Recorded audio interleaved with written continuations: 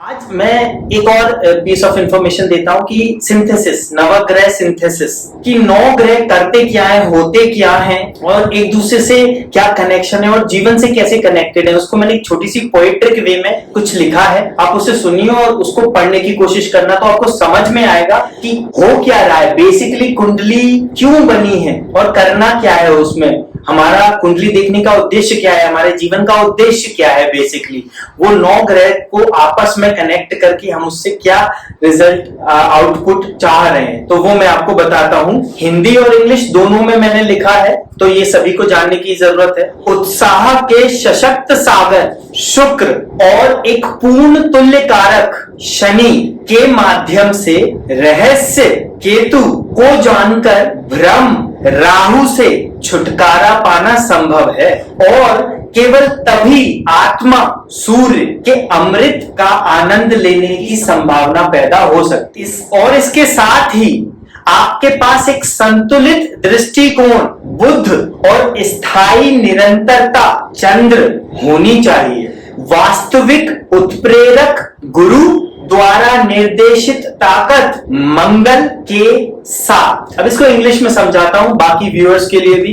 Through the mighty ocean of enthusiasm Venus and a perfect equaliser Saturn, it is possible to get rid of illusion Rahu by knowing the secret ketu, and only then the possibility of enjoying the nectar of life, nectar of soul, surya can arise. And at the same time you must have a balanced approach, mercury, and enduring consistency moon with strength of Mars guided by the real catalyst Jupiter. तो आज पितृपक्ष का पहला दिन है, तो सबसे पहले जो कोर्स आप कर रहे हो, जिस विद्या में आपने एंट्री ली है, उसकी सफलता के लिए आप पूर्वजों से प्रार्थना करो। आंख बंद करके, हे पितरों, हम आपसे प्रार्थना करते हैं कि हम जो भी काम कर रहे हैं, जो भी विद्या सीख रहे हैं, उससे जन कल्याण हो और हमारा भी कल्याण हो। ओम सर्व पितृ देवेभ्यो नमो नमः। तो चलो शुरू करते हैं। तो अभी तक हमने जो पढ़ा उसका आज परीक्षा होगी। कोई चीज नहीं आ रही है ना, सोच के तो बोल दो नहीं आ रही, तो हम उसे क्लियर कर पाए। सबसे पहले तो आप मुझे ये बताओ कि यार हमने अभी तक जो जो सीखा, सिर्फ टॉपिक के नाम बताओ, क्या क्या सीखा शुरू से बताइए। तो सबसे फर्स्ट हमने सीखा एस्ट्रोलॉजी कि एस्ट्रोलॉजी क्या होती है। उसके बाद में हमने ग्रह का समझा कि ग्रह कितने होते हैं, राशि कितनी होती है, उसको डिवाइड कैसे होता है। फिर उसके हमने सोल रिप्रेजेंटेशन, पहले कैरेक्टरिस्टिक सीखी, फिर उसके बाद में सोल रिप्रेजेंटेशन सीखे, फिर उसके बाद में हमने कालपुरुष कुंडली क्या होती है, लग्न क्या होता है, फिर हमने राशियों के भी कैरेक्टरिस्टिक्स सीखी और राशियों के भी सोल रिप्रेजेंटेशन सीखे कि हर राशि के सोल रिप्रेजेंटेशन क्या होते हैं। हमने सीखे थे कि हाउसेस की कैरेक्टरिस्टिक क्या होती है, उसके सोल रिप्रेजेंटेशन क्या होते हैं। फिर उसके तत्वों के भी बारे में हमने जाना कि इसको बोलेंगे ग्रह के तत्व क्या होते हैं, ग्रह के कॉस्मिक कलर्स क्या होते हैं, वो देखा। और उसकी हमने ये भी देखा कि वो किसको डिनोट करता है। जैसे फैमिली मेंबर के हिसाब से भी हमने डिनोटेशन करे, उसके सन जैसे है हमारे फादर को रिप्रेजेंट करता है, मून हमारी मदर को रिप्रेजेंटेशन करता है, ऐसे सो ऑन। और फिर उसके बाद में हमने दृष्टि क्या होती है, दृष्टि किस किस पे कैसे डलती है, और एक सुप्त भाव भी हमने देखा था कि जब भी कोई भी ग्रह कोई भी हाउस में कोई भी ग्रह नहीं होता है और किसी भी उस हाउस के ऊपर दृष्टि नहीं होती है, उसको सुप्त भाव बोलेंगे। फिर हमने कॉन्सेप्ट सुना था भावत भावम, ये भी हमने समझा था। और एक और हमने किया था कि हम समझते हैं जो हमारे पूर्वजों ने और जो हमारे एंसेस्टर्स ने उनको बताया था, स्मृति करके आपने कुछ श्रुति स्मृति करके बताया था कि उसको सुनो और फिर उसको याद रखो। आप जो कहना चाह रहे हैं वो ये है कि हमने एस्ट्रोलॉजी के इंट्रोडक्शन किया, फिर एस्ट्रोलॉजी में जो 12 हाउसेस होते हैं, 12 भाव होते हैं, उनके बारे में उनकी मल्टीपल लेयर्स को समझा, सभी भावों के आपस में कनेक्शन को समझा जिसे भावत भावम कहते हैं, और उनके कैरेक्टरिस्टिक को समझा हर एक भाव के, फिर उनके सोल रिप्रेजेंटेशन को समझा हर एक भाव की। फिर हमने राशियां समझी, राशियों की सारी चीजें समझी कि राशि क्या होती है, कितनी होती है, किस राशि के क्या कैरेक्टरिस्टिक्स होते हैं और क्या सोल रिप्रेजेंटेशन होते हैं। उसके बाद हमने ग्रह समझे, ग्रहों की कैरेक्टरिस्टिक्स, उनके सोल रिप्रेजेंटेशन क्या होते हैं। फिर हमने देखा कि ग्रहों की दृष्टि क्या होती है, कैसे प्रभाव डालती है, ग्रहों का उच्च नीच क्या होता है, कब ग्रह बहुत अच्छे होते हैं, कब उतना फल नहीं देते हैं। मैत्री भाव। हाँ, हमने मैत्री कि ग्रहों की आपस में मैत्री कैसी है तो होती है, कौन सा ग्रह किस ग्रह का मित्र है, किसका शत्रु है, किसके साथ न्यूट्रल है या किसके साथ वो डिप्लोमेटिक प्ले करता है, डिपेंड करता है। तो ये सब कुछ समझा। तो आज इन सब के बारे में हम आपसे क्वेश्चन आंसर करेंगे। तो शुरू करें, ठीक है। मुझे बताइए, मैत्री भाव को समझाइए कि ग्रहों की मैत्री कैसी होती है, आप एक्सप्लेन कीजिए उसे। तो मैत्री भाव मतलब उस ग्रह हमने दो पार्ट में डिवाइड कर दिया था। एक जगह हमने एक जगह देवता लिखा था और एक जगह हमने राक्षस लिखा था। फिर उसके बाद में हमने एक मिडिल में रखा था बुध को, क्योंकि बुध ऐसा होता है कि वो शत्रुता किसी से नहीं रखता है, बट शत्रुता थोड़ी दो ग्रह है उनके थ्रू आती है। कौन कौन से दो ग्रह? वो ग्रह है हमारे मंगल और चंद्र। मंगल और चंद्र के, ठीक है। तो उसमें देवता, आपने कहा ना देवता और राक्षस, तो देवता कौन से होते हैं? चंद्र देवता में होते हैं, मंगल देवता में, गुरु देवता में होते हैं और सूर्य देवता में होते हैं। अब राक्षस में हम जाते हैं, तो राक्षस में हमारे शनि होते हैं, राहु केतु होते हैं, शुक्र भी उनमें आते हैं। ठीक है, 4 देवता 4 राक्षस, ठीक है, और एक डिप्लोमेट बुध। तो ठीक है, ये सही बताया। इसको और समझाइए कि ये बुध और चंद्र और मंगल के बीच की स्थिति क्या है, उसे क्लियर करके समझाइए। मैं समझ नहीं, आपने कहा वो शत्रु होते हैं, वो मित्रता रखते हैं, समझ नहीं आया, उसे ढंग से समझाइए। आपको क्या समझ में आया, आप अपने शब्दों में समझाइए। हाँ, मतलब मेरे को ये समझ में आया कि वो बुध जो है वो डिप्लोमेटिक तरीके से प्ले आउट करते हैं, बट किसी किसी कंडीशन में चंद्रमा और मंगल है वो उसमें कॉन्ट्रडिक्ट करते हैं। देखो, मैं उसको समझाता हूँ, उसे ध्यान से अपने दिमाग में बैठा। बुध कभी किसी से शत्रुता नहीं रखते हैं, फर्स्ट थंब रूल। केवल उनके 2 ही शत्रु हैं, वो चंद्र और मंगल, क्योंकि वो बुध से शत्रुता रखते हैं। आप बात समझे, ये बुध है, ठीक है, ये चंद्र और मंगल है, ठीक है। बुध अपनी तरफ से कहते हैं भाई इंडिया बनते कि हमें किसी से दुश्मनी नहीं रखनी, आप हमसे अच्छा व्यवहार करो, हम आपसे अच्छा व्यवहार करते हैं, मिलके आगे बढ़ते हैं। लेकिन ये कहते हैं आई डोंट केयर, ये चाइना और कनाडा बन जाते हैं पाकिस्तान बन जाते कि नहीं, हम तो आपके दुश्मनी हैं, हम तो आपका बुरा करेंगे। ऐसी स्थिति होती है। तब बुद्ध कहता है ठीक है, जब कोई एक पर्टिकुलर सेलेस्टियल सिचुएशन बनी किसी घर में, तो फिर वो कहते हैं ठीक है भाई, इस घर में बनी या इस घर में बनी, तो उनको ये लगता है ठीक है, अगर आप शत्रुता रख रहे हो तो फिर मैं भी शत्रुवत व्यवहार करूंगा। तो इससे क्या समझ में आया, बुद्ध बेसिकली किसी के शत्रु नहीं, लेकिन चंद्र और मंगल उनसे शत्रुता का भाव रखते हैं। तो बाकी क्या होता है मैत्री भाव में, ये हो गए देवता, ये हो गए राक्षस, ठीक है, चंद्र मंगल सूर्य गुरु, ये हो गए राहु शनि केतु और शुक्र। तो बेसिकली, और यहां हो गए बुध न्यूट्रल। तो इसको ऐसे समझाना है, क्लियर शब्दों में बोलो, थोड़ा टाइम लेके बोलो। इस स्थिति को देख के, इस टेबल को देख के गुरु और शुक्र शत्रु हैं? हाँ हैं, शत्रु हैं। लेकिन ये और गुरु और शनि शत्रु हैं? हाँ हैं, शत्रु हैं। पहले एक रिलेशनशिप क्लियर करो, फंडामेंटली वो शत्रु हैं, जिसे हिंदी में बोलते हैं नैसर्गिक रूप से वो शत्रु हैं। लेकिन कभी ऐसी स्थिति आती है कि जब गुरु और शुक्र मिलके जन कल्याण का कोई काम करना हो, जिससे दुनिया का बहुत लोगों का भला हो रहा हो, तब गुरु और शुक्र एक दूसरे के परम मित्र बन जाते हैं। तो तात्कालिक मित्र होते हैं। तात्कालिक मित्र का मतलब इस पर्टिकुलर सिचुएशन के लिए हम परम मित्र हैं, क्योंकि इसमें जन कल्याण छुपा हुआ है और दोनों अपने अपने लेवल पे ये मानते हैं कि जन कल्याण ही सबसे बड़ी बात है। अपने लोगों का फेवर करने से भी बड़ी बात जन कल्याण है। इसलिए जब बात जन कल्याण की आती है, जब या मास के फेवर की बात आती है, तो देवताओं के गुरु और राक्षसों के गुरु साथ मिलके मित्र बन जाते हैं। तो क्या समझेंगे, कुछ बड़ा काम करना हो जिससे ज्यादा लोगों को फायदा हो रहा हो या ज्यादा लोगों की जान बचाई जा रही हो, तब गुरु और ऐसी सिचुएशन में, कुंडली में ऐसी सिचुएशंस आती हैं, है ना, ऐसी सिचुएशंस आती हैं अक्सर। अगर मैं सदगुरु जी की बात करूं, उनकी कुंडली में 6वें घर में गुरु और शुक्र है। तो सबसे पहले तो 6वां घर रोग ऋण और शत्रु का घर है, ठीक है। और गुरु और शुक्र दोनों आ गए हैं, तो ये क्या स्थिति हुई? बेकार स्थिति दिखेगी ऊपर से, लेकिन चूंकि वो खुद के लिए कुछ कर ही नहीं रहे। नॉर्मली गुरु होते हैं बिल्कुल सात्विक और एकदम ऐसे कि जो बिल्कुल आश्रम में रहना और वो सब जो ट्रेडिशनल वे है। हमारे गुरु ऐसे हैं कि वो बाइक पे भी चलते हैं, एरोप्लेन भी उड़ाते हैं, है ना, ध्यान भी करते हैं, तंत्र भी करते हैं, साधना भी करते हैं और जन कल्याण भी करते हैं। ये सारी चीजें उनके पास आ कैसे गई? उसका एक बहुत बड़ा कारण है गुरु और शुक्र का यहाँ होना। एक तो दोनों की दृष्टि 12वें पे पड़ रही है, 12वें घर पे, जो कि मोक्ष का है।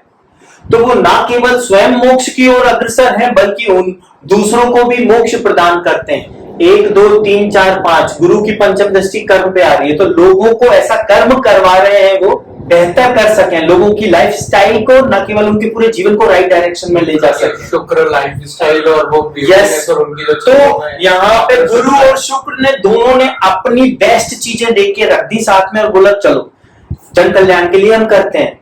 ये एक एग्जाम्पल है, आपको हर बड़े गुरु की उसमें दिख जाएगा। शुक्र डायरेक्टली 12वें भाव को सप्तम, शुक्र की कितनी दृष्टि होती है?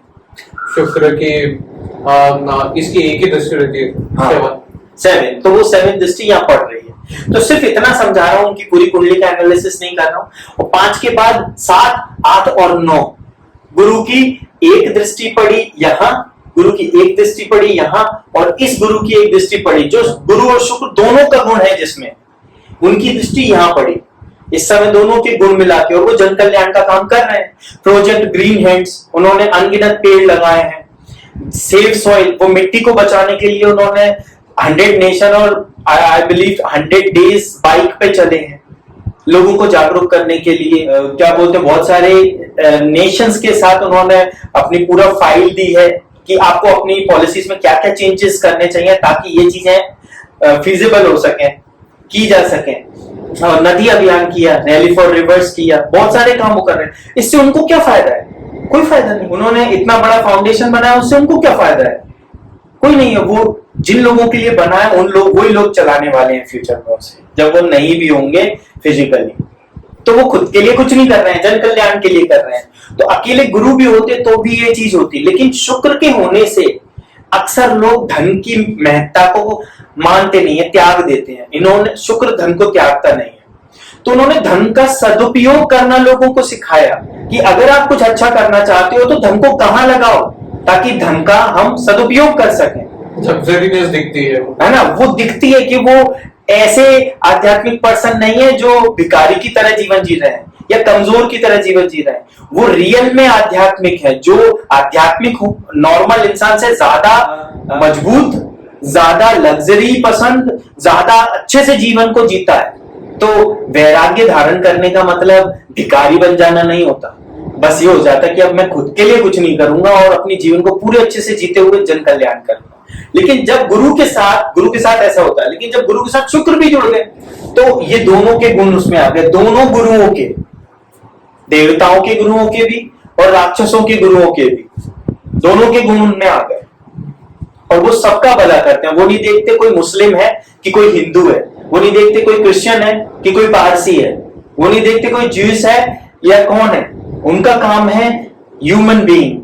मतलब किसी ने एक बार उनसे पूछा था, सदगुरु आप 10 करोड़ लोगों से जुड़ चुके हो? उन्होंने बोला मेरा टारगेट 10 करोड़ नहीं, 700 करोड़ है। जो भी धरती पे लोग हैं उन सबसे मुझे जुड़ना है। जो मुझे मिला है मैं सबको एक बार उस चीज में उसका स्पर्श कराना चाहता हूँ, टच करना चाहता हूँ। अभी रिसेंटली कहा उन्होंने 23 सितंबर को उनका कहते हैं उस दिन उनको ज्ञान प्राप्त हुआ। तो ठीक है, moving on to the planets. तो जब जन कल्याण की बात होती है, अकेले गुरु भी वो काम करते हैं, अकेले शुक्र भी वो काम करते हैं। लेकिन जब गुरु और शुक्र आ जाते हैं तो वो ऐसा कॉम्बिनेशन हो जाता है। तो सदगुरु के साथ वो हुआ और वो जन कल्याण के लिए मित्र हो गए, तात्कालिक मित्र हो गए, लेकिन फंडामेंटली शत्रु हैं। अब जैसे शनि की बात करूं, गुरु और शनि, गुरु है ज्ञान और शनि कौन है? शनि है जज, कर्म फलदाता, जज है। लेकिन जब बात धर्म की हो या कर्म के फल की हो इनके बीच में एक ऐसा धागा जुड़ा है आध्यात्म का जो एक दूसरे के प्रति इनको न्यूट्रल बनाता है, शत्रु नहीं बनाता। लेकिन जब ऐसी कोई बात आ जाए, किसी व्यक्ति ने बहुत गलत काम किया है, शनि उसे गलत उसका कर्म का फल देने जा रहे हैं, लेकिन अगर उसके गुरु मजबूत है, वो गलत काम तो उससे हो गया लेकिन फिर वो गुरु की शरण में चला गया, तो शनि तब भी देंगे उसे फल, लेकिन तब गुरु की उपस्थिति में शनि उसको रियलाइज करवाएंगे कि उसने गलती की। वो रियलाइज करेगा, एक्सेप्ट करेगा अपनी गलती और फिर अपनी लाइफ में से उस नेगेटिविटी को निकाल के आगे बढ़ जाएगा। कष्ट तब भी मिलेंगे, और जब गुरु नहीं होंगे उसके मजबूत और सिर्फ शनि है और वो है, तो वो तो पॉइंट निपटना ही है। तो कहते हैं समझ गए इनके बीच के आध्यात्म का जो धागा है। तो अगर गुरु अच्छे हैं तो आपके बुरे कर्मों का फल ये होगा कि आपको सुधार गृह में भेजा जाएगा, आपके कष्ट कम हो जाएंगे, लेकिन आपको सुधरना तो पड़ेगा फिर भी, तो थोड़ा न्यूट्रल हो जाए। ठीक है, बाकी चंद्र मंगल सूर्य राहु शनि केतु ये सब शत्रु होते हैं। फिर ये डिप्लोमेट है, दोनों तरफ से काम करता है, और ये न्यूट्रल है, ये दोनों। ठीक है, अब अगला आपसे क्वेश्चन करते हैं, ग्रहों की डिग्री क्या होती है उस बारे में समझाइए। कोई भी प्लेनेट का इम्पैक्ट कितने डिग्री पे क्या होता है, अच्छा, ये पूछ रहा हूं मैं आपसे। क्योंकि जब आप किसी को समझाओगे तो मन में क्या चल रहा है वो उसको नहीं पता पड़ेगा, आपको वो बोलना पड़ेगा। ये हो गया डिग्री और ये हो गया रिजल्ट। 0 to 2 डिग्री 0% रिजल्ट देता है, 2 to 4 डिग्री 3 to 4 डिग्री 10% देता है, आप ऐसे समझ लो। ठीक है, 5 to 12 डिग्री 25% देगा, 12 to 18 100%, ये 50 है, ये 50%, ये 50% होगा, और इस तरह से। ठीक है, अब वो मायना करता है, कभी किसी के बीच में आ गया तो वो कम ज्यादा हो जाता है। एक जनरल क्राइटेरिया से आपको समझा रहा हूं, है ना। 19 to 24 डिग्री फिर से 50% हो गया, 24 से 28 डिग्री आप इसे 10% की जगह 25% समझो, समझने के लिए ही ले रहे हैं। ठीक है, और फिर 29 से 30 डिग्री 0%। इसको अच्छे से समझ लो, ये डिग्री है। किसी भी प्लेनेट की अगर वो किसी भी की कुंडली में कोई भी प्लेनेट 0 से 2 डिग्री है तो आप ये मान के चलिए वो 0% रिजल्ट देगा। लेकिन यहाँ 0% से मतलब ये नहीं है कि वो एग्जिस्ट नहीं करता, 0% से ये है कि बहुत मिनिमल रिजल्ट देगा कि जो उतने इंपैक्ट नहीं डाल पाएंगे, अगर पॉजिटिव है तो भी और अगर नेगेटिव है तो भी। तो हम कंसीडर करते हैं, कैलकुलेशन की जो स्टार्टिंग करते हैं डिग्री के पार्ट को जब आइडेंटिफाई करते हैं कि डिग्री का क्या फर्क पड़ेगा, तो उस हिसाब से 0 है। 3 से 4% है तो लगभग 25% ही रिजल्ट देगा, अच्छा या बुरा।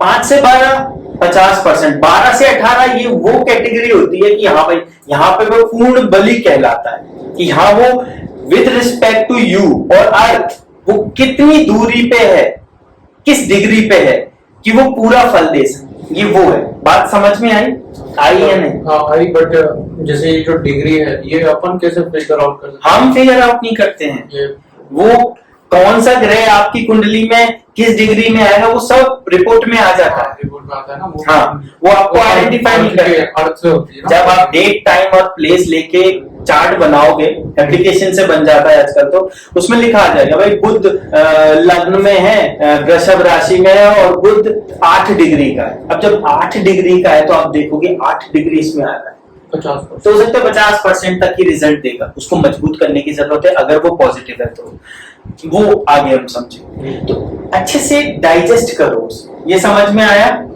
डिग्री मैत्री तुमने बताई, डिग्री बताई। अब मुझे भावत भावम को समझाओ जरा अच्छे से, क्या होता है भावत भावम? भावत भावम का मतलब ये होता है कि पहले तो जातक की कुंडली से उसके जो रिलेशन में है, जैसे मदर हो गए, फादर हो गए, उनकी भी कुंडली के बाद उनके भी बारे में बताया जा सकता है। ठीक है, और एक भाव दूसरे भाव से कैसे कनेक्टेड है, बिल्कुल सही कहा आपने। और हाँ, इतना ही बताया ना, आगे चल के इस पे मैं आपको और बताऊंगा। तो भावत भावम का हाँ बेसिक आपको समझ में आ गया। मैं इस क्वेश्चन आंसर के साथ आज आपको वो भी बता देता हूँ, भाव की एक लेयर और आपको समझा। तो आज हम क्वेश्चन आंसर के साथ साथ भाव की एक लेयर भी समझाएंगे, क्योंकि यहाँ पे ये जरूरी हो गया है बताना कि जो फर्स्ट हाउस होता है वो धर्म का माना जाता है। सेकेंड हाउस अर्थ का माना जाता है, थर्ड हाउस काम का माना जाता है और फोर्थ हाउस मोक्ष का माना जाता है। तो DAKM अब क्या होता है, फिर से वही शुरू हो जाता है, DAKM DAKM धर्म अर्थ काम मोक्ष, धर्म अर्थ काम मोक्ष, धर्म अर्थ काम मोक्ष। जब हम कुंडली देखने जाएंगे तो ये जितनी भी चीज मैं आपसे सिखा रहा हूं ना, एक साथ ये सारी चीजें प्ले होंगी। तो मैं आपको हमेशा याद करने को इसलिए कहता हूं। तो हमने देखेंगे कि कुंडली का राशि क्या है, राशि स्वामी क्या है, उसकी स्थिति क्या है। कोई भी क्वेश्चन पूछा, अब वो किस काय में आ रहा है, मोक्ष में आ रहा है, क्या वो मोक्ष के पैरेलल वाला प्लेनेट है। अगर मोक्ष के घर में और मान लो वो मंगल आ गया, मंगल को मोक्ष से कुछ लेना देना नहीं है, एज सच खास डायरेक्टली रिलेटेड नहीं है, तो फिर क्या स्थिति बनेगी। तो हमें ये पता होना चाहिए कि वो किस घर में है और वो घर का soul representation aspect, soul representation aspect और थर्ड हो गया जो धर्म अर्थ काम मोक्ष में से कौन सा है। क्योंकि हमारे सनातन धर्म में किसी के भी जीवन की 4 स्थितियां बताई गई हैं कि व्यक्ति धार्मिक होके अर्थ कमाए, पैसा कमाए और फिर अपनी इच्छाओं की पूर्ति करे। काम मतलब इच्छा, पैसे की इच्छा, सेक्सुअलिटी की इच्छा, घर बनाने की इच्छा, घूमने की इच्छा, काम करने की इच्छा, व्हाटएवर, कोई भी इच्छा। तो धार्मिक पहले धार्मिक बने, फिर धार्मिक अवस्था में रहते हुए अर्थ कमाए, व्यापार करे, जो भी बिजनेस करे, उसके बाद अपनी इच्छाओं की पूर्ति करे और फिर अंत में मोक्ष को प्राप्त हो। तो जब हम किसी की कुंडली पढ़ रहे हैं तो इस एस्पेक्ट को तो मिस कर ही नहीं सकते। इसीलिए 12 घर में से 3 धर्म के हैं, 3 मोक्ष के हैं, 3 अर्थ के हैं। तो जब धर्म त्रिकोण बोलता हूं तो धर्म त्रिकोण ये हो, धर्म अर्थ काम मोक्ष, धर्म अर्थ काम मोक्ष, धर्म अर्थ काम मोक्ष, ये धर्म त्रिकोण है। जब कोई धर्म से संबंधित प्लेनेट धर्म त्रिकोण में धर्म की राशि में बैठा हो, मतलब जो राशि धार्मिक हो, मतलब देवताओं से रिलेटेड, देवता ही तो धर्म की बात करेंगे, राक्षस कहां करेंगे। तो मान लो धर्म त्रिकोण में कोई अच्छी स्थिति बनती है तो हम बोल सकते हैं ना बेसिकली आप धार्मिक इंसान। इसके अलावा मैंने धर्म का कौन सा स्थान बताया था सोल रिप्रेजेंटेशन में, पहला स्थान किसका है, पहला स्थान धर्म का है, सेल्फ का है, मैं तब बता रहा हूँ वहां सेल्फ का है। दूसरा स्थान है हमारा उसका इच्छाओं का, फैमिली का। तीसरा इच्छाओं का और दूसरा धन का भी है। हाँ, सेविंग्स बताया। उस तरह से अपन बढ़ते हैं तो जो 9वां स्थान है वो धर्म का है। जब जनरली आप देखोगे तो आप याद करो, ठीक है। अब मैं इसे रिपीट नहीं करूंगा, मैं ये मान के चलूंगा तो मैं आ गया, ठीक है। धर्म का, तो धर्म त्रिकोण ये धर्म का भाव है। तो धर्म त्रिकोण में अगर कोई अच्छी स्थिति बनती है तो हम ये कह सकते हैं कि ये व्यक्ति बड़ा धार्मिक इंसान। धार्मिक होने का मतलब पूजा पाठ वाला धार्मिक नहीं, सिर्फ वो तो हो ही सकता है, रियल में भी धार्मिक हो सकता है, ठीक है। ये जरा स्पिरिचुअलिटी की बात है कि रियल धार्मिक व्यक्ति वो होता है जो जन कल्याण की सोचे, जो सबकी बेहतरी की सोचे और ऐसा काम करने में विश्वास रखता हो जिससे सब लोगों का विकास हो, एक्सपेंशन हो। और धर्म का कारक कौन है, गुरु। तो काल पुरुष की कुंडली में 9 स्थान किसका हुआ, गुरु। 9th और 12th गुरु के होते हैं। ये धर्म त्रिकोण हो गया, समझ गए। अर्थ त्रिकोण कौन सा हुआ, ये अर्थ त्रिकोण, अर्थ अर्थ अर्थ। अब किसी के पैसे से बारे में जानकारी लेंगे, पैसा कैसे कमाएगा, कितना कर्जा होगा, कितनी सेविंग होगी, ये सब कुछ जानना है तो अर्थ त्रिकोण की स्थिति देखिए। वो वाला व्यक्ति के जीवन की बात चल रही है ना, और सनातन धर्म में 4 हिस्सों में बटा है जीवन। तो धर्म, दूसरा अर्थ, तो अर्थ त्रिकोण पे रखो नजर कि अर्थ त्रिकोण में कौन सी राशि है, अर्थ त्रिकोण की राशि के स्वामी किस स्थिति में है कुंडली में, और अर्थ त्रिकोण में कौन सी राशियां कौन कौन से प्लेनेट बैठे हुए हैं, तब हम कैलकुलेशन करेंगे। समझ में आया, भाव, राशि और प्लेनेट, और जो चौथी चीज बाद में जुड़ेगी वो होगा नक्षत्र, वो हम आगे बताएं। तो अभी 3 चीज समझो, किसी के पैसे के बारे में जानना है तो अर्थ त्रिकोण को देखो, किसी की धार्मिक प्रवृत्ति और संभावनाएं जाननी है तो धर्म त्रिकोण देखो, किसी की इच्छाओं की, जो इच्छा से रिलेटेड काम, भाई मेरे ये करने की इच्छा है तो काम देखो, ये हो गई इच्छा, परिवार बनाना, साथी वाला इच्छा, और पैसा कमाना, ये अर्निंग, उसको यूज कर पाओ, मतलब कितनी इच्छा पूरी होगी वाला आपने बताया। कितने तरह के क्वेश्चन होते हैं। और फिर आ गया मोक्ष। मोक्ष तो मुझे ये बताओ कितने तरह के क्वेश्चन होते हैं किसी व्यक्ति के जीवन में। या तो कोई इच्छा पूर्ति, ये नहीं हो पा रहा है, ये कब होगा, मेरा बच्चा कब होगा, मेरा बिजनेस कब मैं डाल पाऊंगा, नौकरी कर करके थक गया हूं, या मेरे को विदेश यात्रा करनी है, या मुझे विदेश में नौकरी करनी है, ये इच्छाएं हो गई। मुझे उसी लड़की से शादी करनी है, क्या पूरी होगी कि नहीं, इच्छा हो गई। तो अब उसने बोला मुझे उसी लड़की से शादी करनी है, तो इच्छा देखो, काम में आ गया। इच्छा ही है ना बेसिकली। काम इच्छा में क्यों है? काम इज इच्छा। इच्छा कहाँ पे आएगी? धर्म में थोड़ी आएगी, अर्थ में भी नहीं आएगी। इच्छा मतलब जीवन में किसी भी तरह की इच्छा आपकी है तो वो इच्छा हुई, वो इच्छा की पूर्ति होगी कि नहीं होगी, वहां से हमको दिखेगा। और यहाँ से हम इच्छा होगी कैसे। अब जब मैंने कहा इच्छा के बारे में जानना है तो इन 3 घर को देखो। तो इच्छा किस तरह की इच्छा होगी उसके मन में, है ना, और वो इच्छा पूरी होगी कि नहीं वो यहाँ से देखेंगे। अगर वो साथी से रिलेटेड है तो वो चेक करेंगे कौन सा प्लेनेट बैठा है वहां पे, किस स्थिति में बैठा है, उसकी दृष्टि है कि नहीं है, वो देखेंगे। वो मैं आपको समझाऊं। बेसिकली आपको ये देखना है इसका क्वेश्चन किस कैटेगरी में आ रहा है। धर्म की कैटेगरी में आ रहा है, अर्थ की कैटेगरी में आ रहा है, काम की कैटेगरी में आ रहा है, या मोक्ष की कैटेगरी में आ रहा है।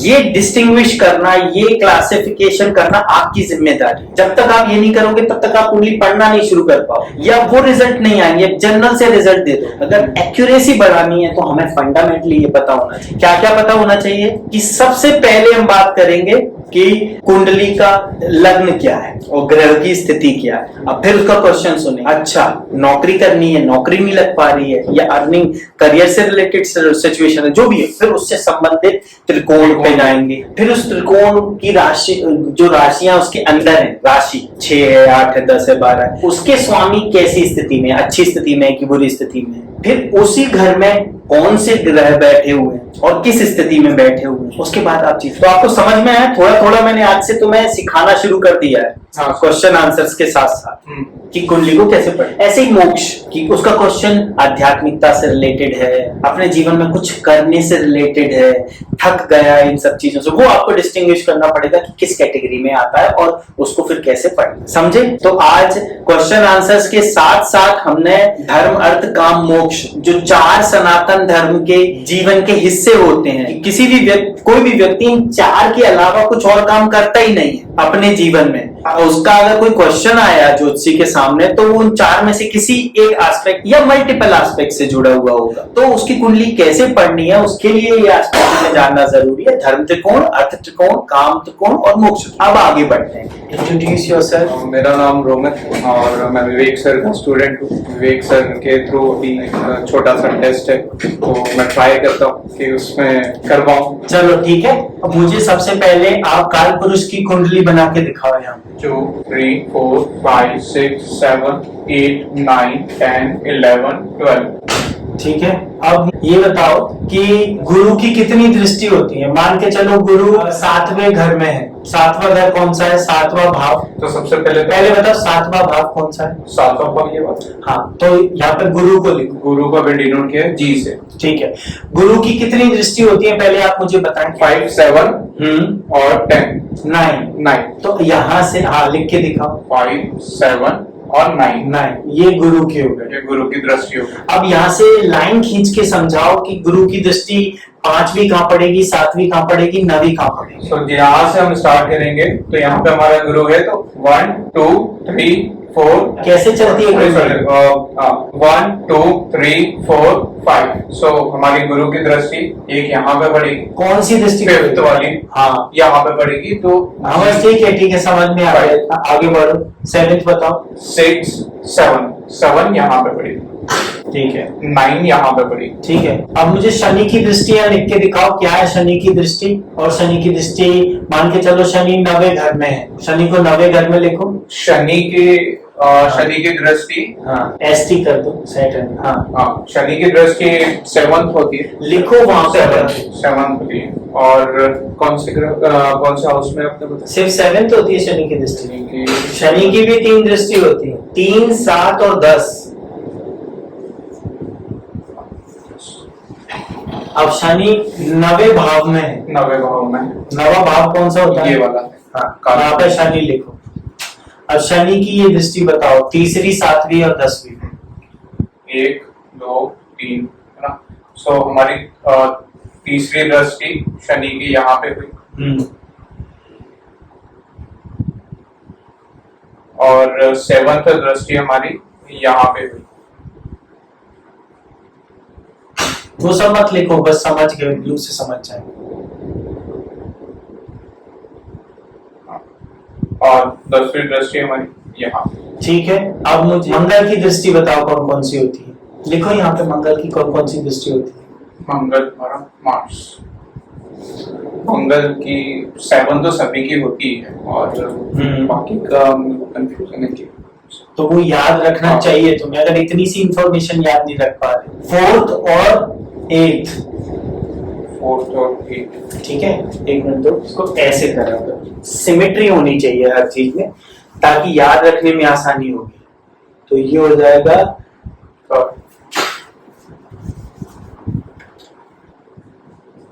मार्स 4, 7, 8, सैटर्न 3, 7, 10, ठीक है। तो ऐसे कर सकते, सिमेट्री होनी चाहिए। पकड़ो, आगे बताओ। अब मंगल आपके दूसरे घर में है, दूसरे भाव में है। यहां से बताओ मंगल की 4th, 7वीं और 8वीं दृष्टि कहां होगी।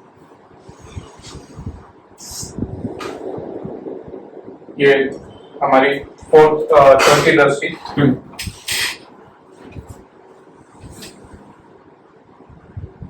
7वीं दृष्टि गलत है वो, 7 वहां से काउंट करो फिर से 7। आपने नहीं, यहाँ आप वहां पे 7 लिखा हुआ मत देखो, आप जिस जगह से दृष्टि काउंट की जा रही है वहां से 7th देखो। इसी को भावार्थ भावम कहते हैं। हमको 1 से काउंट नहीं करना हमेशा। हाँ, वो जहां प्लेनेट है दृष्टि वहां से प्रारंभ होती है, वहीं से काउंट करना शुरू होती है। अब बताओ मंगल की 7वीं दृष्टि कहाँ है। हाँ 8 भी, तो 8 हमारी यहाँ पे होगी। और लग्न में सूर्य है। हाँ, लग्न मतलब ये, यहाँ पे सूर्य लिखो, सूर्य, सूर्य की कहाँ दृष्टि होगी। सूर्य की कितनी दृष्टि होती है सूर्य की। सूर्य की एक ही होती है। कौन सी। 7। चलो देखो वहां पर सूर्य की दृष्टि, वहां पे नहीं, इधर साइड में।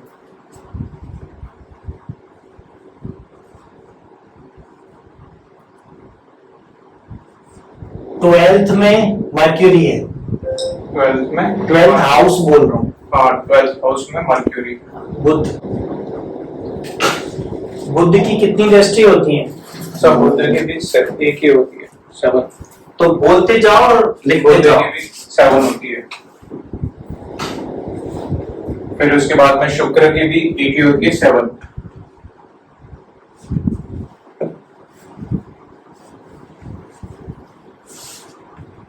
चंद्र की भी एक ही होती है, 7। और राहु केतु की कितनी होती है। राहु केतु गुरु के, जो गुरु की दृष्टि होती है वही राहु केतु की दृष्टि होती है। तो लिख दो ऊपर, लिख दो, उसी के आगे लिख दो। ठीक, कि दृष्टियां क्या होती हैं एक बार मुझे एक्सप्लेन कर। आप ये सीख गए कि कैसे, कहां से क्या, कहां दृष्टि होती है। फिर से अब मुझे बता दो, लिखा हुआ है सामने, बताओ, कॉन्फिडेंट होगी, जो भी आता है वो। ग्रह की दृष्टि कौन से भाव में पड़ रही है। तो वही पूछ रहा हूँ, समझाओ, मुझे नहीं आता। दृष्टि क्या होती है। दृष्टि यह है हमारा, जैसे सूर्य लग्न में है, तो सूर्य के दृष्टि हमारी 7th हाउस पे पड़ रही है। अच्छा, तो सूर्य की दृष्टि कहाँ कहाँ पड़ती है। सूर्य की दृष्टि 7th पे पड़ती है। ठीक है, 7th पे पड़ती है। और क्या होता है बताओ दृष्टि में। आपको अगर कोई क्लास लेनी हो दृष्टि के बारे में, कि ग्रह क्या होते हैं, उनकी कौन कौन सी दृष्टि होती है और दृष्टि कहाँ से कैसे पड़ती है, अगर वो आपको समझाना हो तो मुझे कैसे समझाओगे आप। तो जैसे हमारी यहाँ पे हमारा सन है, ठीक है, सन को हमको ये बताना है कि इसकी जो दृष्टि 7 पे पड़ती थी वो हम कैसे बताएंगे। ये हमारा 1, यहाँ से हम काउंट करेंगे 1, 2, 3, 4, 5, 6, 7। हाँ, ठीक है, जहां पे भी हमारा जहां पे भी हमारा बैठा हुआ रहता है, ग्रह बैठा रहता है, वहां से हम काउंट करना स्टार्ट करते हैं। जैसे हमारा मर्क्यूरी है, मर्क्यूरी हमारा अभी ये काल पुरुष कुंडली के हिसाब से 12th हाउस में बैठा हुआ है, और अब हमको इसकी मार्च की हमको 4 दृष्टि देखनी है, तो हम कैसे देखेंगे 1 2 3 4। सो हमारी मार्च की ये यहाँ पे हमारी 4th दृष्टि बनी। अच्छा, वो आपने मार्स कहा या मर्क्यूरी कहा? हाँ, ये मर्क्यूरी था सर, मार्च का 7। नहीं, उल्टा है। मर्क्यूरी की 7th होती है, मार्स की 3 होती है। मार्च की 3 होती है, हाँ मार्च की 3 होती है। तो आपको ये याद रखना चाहिए कि मार्स क्या है, मर्क्यूरी की। आपने सही बताया कि मार्स की 4थी दृष्टि वहां पड़ेगी, ये सही बताया आपने, लेकिन आप मार्स और मर्क्यूरी में कंफ्यूज हो रहे हैं। वो नहीं होना ही नहीं चाहिए। वो तो you have 8 fingers and 2 thumbs. अब इसे याद रखने की जरूरत थोड़ी पड़ेगी हमको। तो बताओ आगे, फिर अगर मार्स की बात चल रही है और बताओ आगे।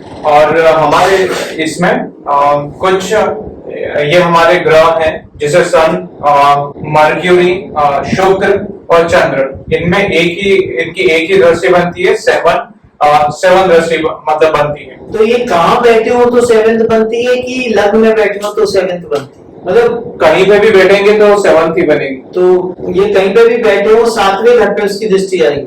नहीं, उस ग्रह से उसकी 7वें ग्रह, मतलब जैसे मैं एग्जांपल देता हूँ आपको, हमारा जो शुक्र है वो 10th हाउस पे बैठा हुआ है, यहाँ पे हमारा शुक्र बैठा है। अब उसकी 7th दृष्टि कहां से बनेगी? 1 2 3 4 5 6 7, यहाँ पे उसकी दृष्टि बनेगी। ये समझ में आया मुझे, ठीक है। और ये बाकी के क्या लिखे हैं, 5 7 9 4, ये सबको भी समझाओ। ये एक गुरु है, गुरु की जो दृष्टि बनती है वो उसकी पोजीशन से 5 7 9 पे बनती है। और जो गुरु की जो दृष्टि होती है, सेम दृष्टि होती है राहु की और केतु की। अब जैसे एग्जांपल हम लेते हैं 5 का। अब हमारा जो गुरु है वो राहु से बताओ, राहु कहाँ पर बैठा है? हाँ, हमारा जो राहु है वो 6 में बैठा हुआ है, ठीक है। तो मैंने यहाँ पे लिखा राहु, और ये हमारा 6 में है। अब 6 से हमारे 5th को जो हमारे राहु की दृष्टि, 5th वाली दृष्टि कहाँ पे बनेगी? तो वो कैसे होगा? 1 2 3 4 5। तो ये हमारी हो गई 5th नंबर की 5th दृष्टि राहु की। ऐसे ही हमारा केतु है, केतु की यहाँ पे हमारा केतु भी बैठा हुआ है, तो उसकी भी दृष्टि, राहु और केतु साथ में नहीं होते, करेक्ट। सो हमारा ये यहाँ पे केतु बैठा है। एक चीज आप भूल गए, राहु और केतु हमेशा एक दूसरे के 7th ही बैठते हैं। हाँ, मतलब वो अपोजिट एक्सिस है। हाँ, एक्सिस है वो, क्योंकि राहु हमारा नॉर्थ पोल होता है और केतु साउथ। नॉर्थ और साउथ पोल कभी पास में थोड़ी होंगे। यहाँ पे राहु है तो हमारा केतु जो होगा वो यहाँ पे होगा। यस यस, ठीक है। अब केतु यहाँ पे है तो हमारा, अब हम इसकी देखेंगे 9 दृष्टि हमारी कहाँ बनेगी। तो 1 2 3 4 5 6 7 8 9, ठीक है। तो उसकी ये बनी हमारी 9th दृष्टि। तो आप ये कह रहे हो गुरु, राहु और केतु जहां भी बैठे हो वहां से 5वें 7वें और 9वें स्थान पे उनकी दृष्टि पड़ती है, यही कह रहे हो आप? हाँ, ठीक है। और शनि की दृष्टि कैसी होती है? शनि की दृष्टि 3rd 7 और 10th। तो शनि का भी हम एग्जांपल ले लेते हैं। जैसे हमने यहाँ पे हमारा 4th हाउस पे हमारा शनि है, ठीक है, सैटर्न, हाँ। ठीक है।